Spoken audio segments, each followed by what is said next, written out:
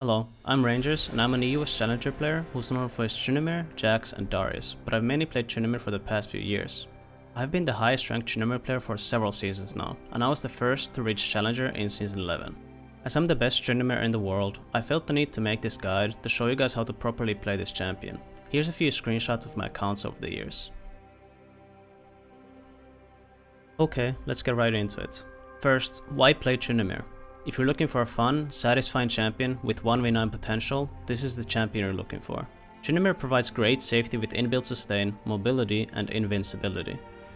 Tryndamere is also capable of dealing tons of damage with auto attacks and scales hard throughout the game. These things make you a great solo carry and allow you to win games without even needing the help of your team. With the help of this guide, you are set to climb up the ranks in no time. In this video, I will go over these following topics. What runes and summoner spells to take, what items you should buy, how to play in game, overall general tips, counterpicks, and a skin tier list. Let's get into runes. I have a strict rune page that barely changes depending on the game. In my page, I go Lethal Tempo, Triumph, Legend Tenacity, Last Stand, Second Wind, Revitalize, Attack Speed, Adaptive Force, and Armor. This page is the best general rune page and will work against any champion or team composition. However, this can be slightly changed depending on your enemies. The only runes that change depending on the game is the 3rd row Precision, 3rd row of Resolve, and 3rd row of the small runes. Legend Tenacity can be swapped to Bloodline if the enemy composition is 0 CC, and Revitalize can be changed to Unflinching if the enemy is very heavy on CC, and you aren't versus an extreme poke lane. Keep in mind that Tryndamere benefits very heavily from Tenacity, so make sure to choose wisely depending on the enemy team.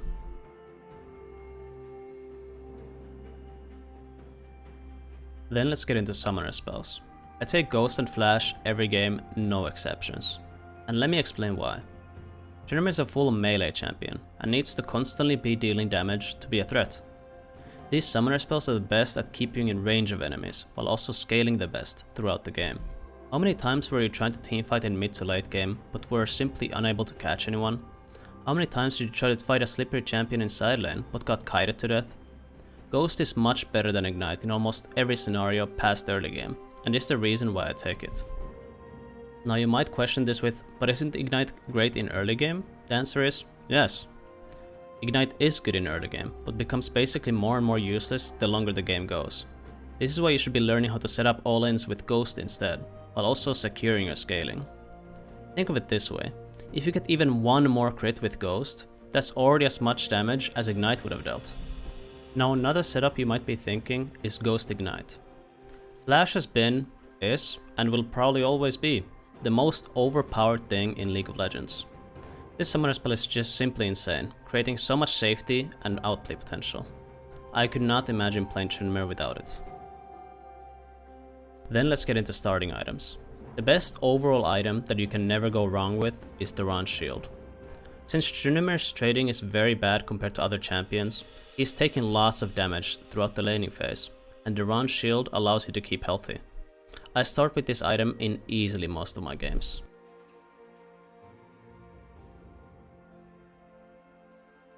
You can also start with a longsword and 3 health potions against matchups that you find easy. Now let's get to overall building. First, I'm going to list a simple build that you can build in any game, and then talk about more advanced building afterwards. Build is as follows: Kraken Slayer or Gale Force, Berserker's Greaves, Navora Quickblades, Infinity Edge, Cyrilda's Grudge, and Mercurial Scimitar. Kraken should be bought against tanks or melee comps, while Gale Force should be bought versus ranged squishies. Okay, now let's get more in depth. How I build Tryndamere is by maximizing my gold usage with every single recall.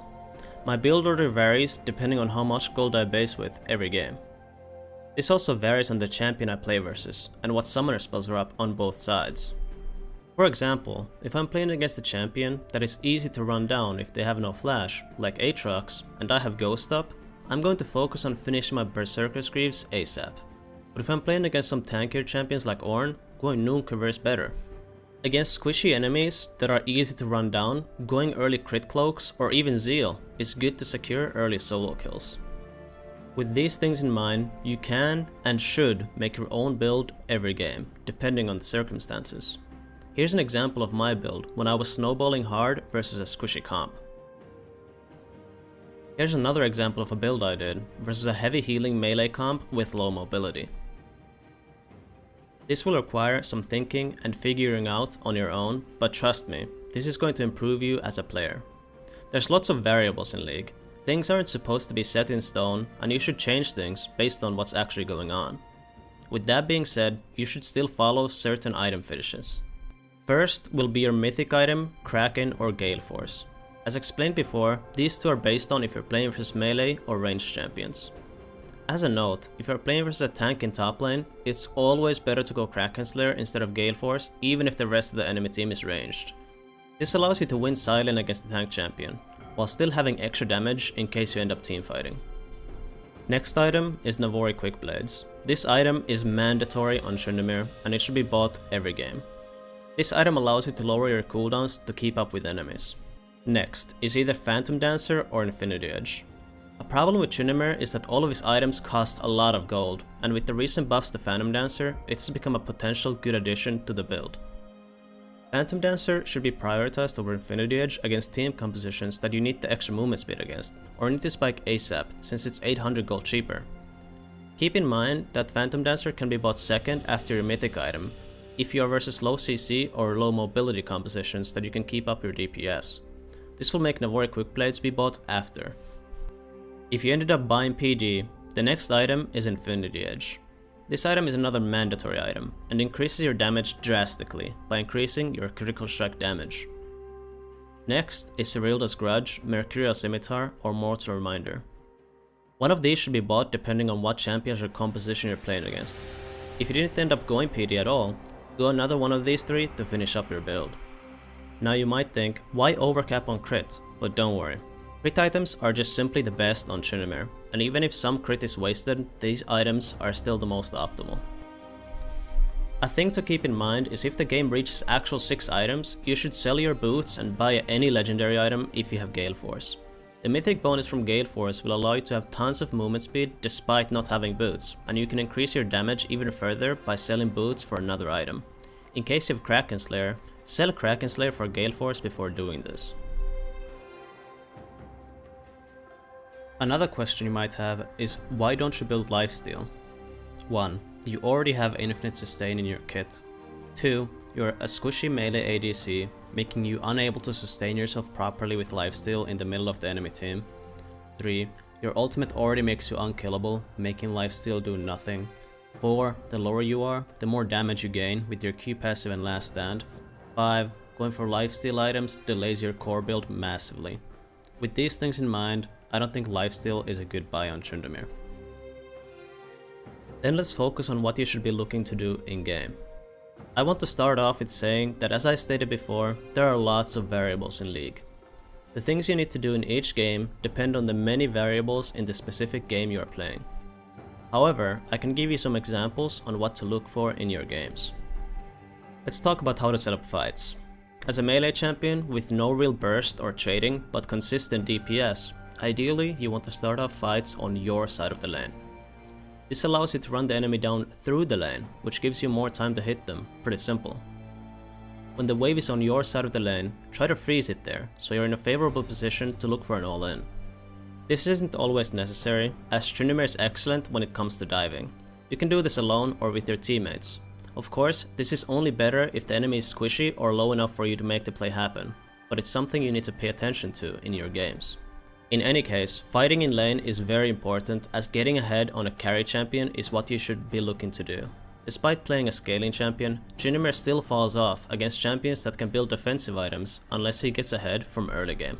Common mistake I see from Tryndamere players is that they play too passive in lane because the safety Tryndamere provides allows them to. However, I don't recommend doing this. Tryndamere has a lot of potential in lane, and you can get massive advantages if you learn how to play aggressively. Now the big question you probably have in your mind is, when do I split push and when do I teamfight?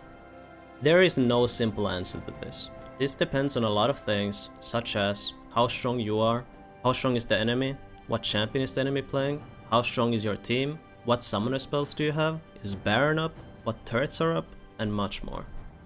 This is something you need to properly figure out on your own, since there is no easy explanation for this. There's simply too many variables in the game. There's some things you should look out for though, such as if you're able to confidently dive the enemy 1v1 while split pushing. While not guaranteeing split push being the better option with this is a massive advantage and gives you more reason to split push instead of teamfighting. Also, if the enemy team composition has a lot of CC or has champions that are overall hard to kill, this also creates more reason to split push instead of grouping up with your team. But yes, like I said, this is a very loaded question that I sadly can't answer. Pay attention to the outcome of your decision in your games. If you ended up split pushing in a game, did it provide results? Was it good? And if it was, why was it good? Then in future games, when it's a similar situation, you know that it works. Let's talk a bit about abilities. Passive, Battle Fury. This is where your damage comes from.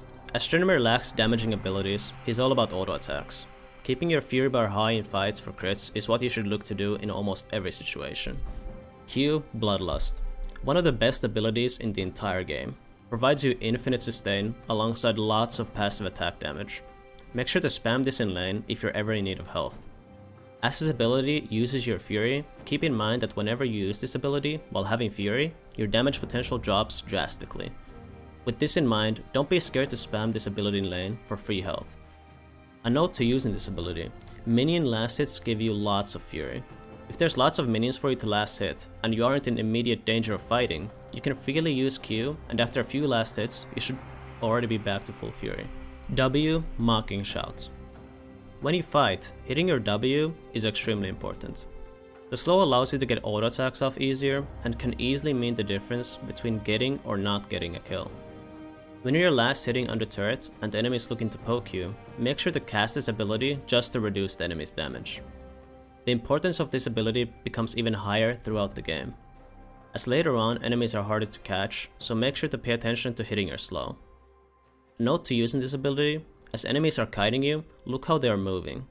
Right after they auto attack or cast abilities, they will start running away from you, turning their back. This is when you should W, making it an easy hit. E, Spinning Slash. The bread and butter of Tryndamere. The only damaging ability while also being the only mobility you have to use it smart every single time. Be it trades in early game, or by closing the gap in teamfights, every single E you do matters. As a full melee champion, you need to be in melee range in order to be useful. A note to using this ability, in later stages of the game, as you're critting on every single auto attack and your cooldowns are much lower, your E will be up very quickly. As you are hitting enemies, be ready to use E as soon as it comes off cooldown, to catch up to kiting enemies. R, Undying Rage. The most iconic ability of Tryndamere, and also one of the best abilities in the game. This ability has a simple use, preventing yourself from dying. Even though it's a simple ability to use, timing it is essential. Using it too early can mean you have much less time to deal damage, or casting it too late can mean you die without even getting it off. Try to practice your timing on your ultimate properly in games, but keep in mind that using it too early is much better than using it too late. Start the game with leveling E. Take Q level 2 and 3 and W level 4. Max Q first, E second, W third and R last. The reason you should max ultimate last is because it only gives you a small amount of extra fury on cast and 10 seconds off its cooldown. Leveling other abilities first gives you more value. Then let's get into counterpicks. I will list a few champions that you should look to ban or avoid. Keep in mind that you should always try your best to win, no matter what champion you play against. Even if you're playing against a hard matchup, you should still look for windows or opportunities to punish the enemy and win. I personally win versus counterpicks all the time. Hardest, Malphite, Darius, Volibear. These three are the worst matchups for Tryndamere. You might be surprised that it's not ranged champions, but I will explain why. The biggest counter to Tryndamere is defensive stats. Tryndamere is almost as squishy as a regular AD carry, and only his ultimate is what makes him durable.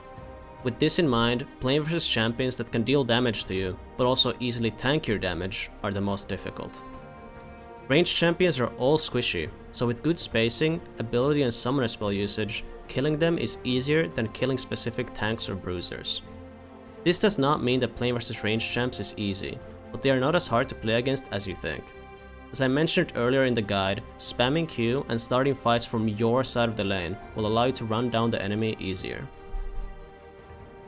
Okay, let's get into skins. I've changed my opinion on what skins I like the most many times, but here's the current list of what I think are the best. Here's the full list.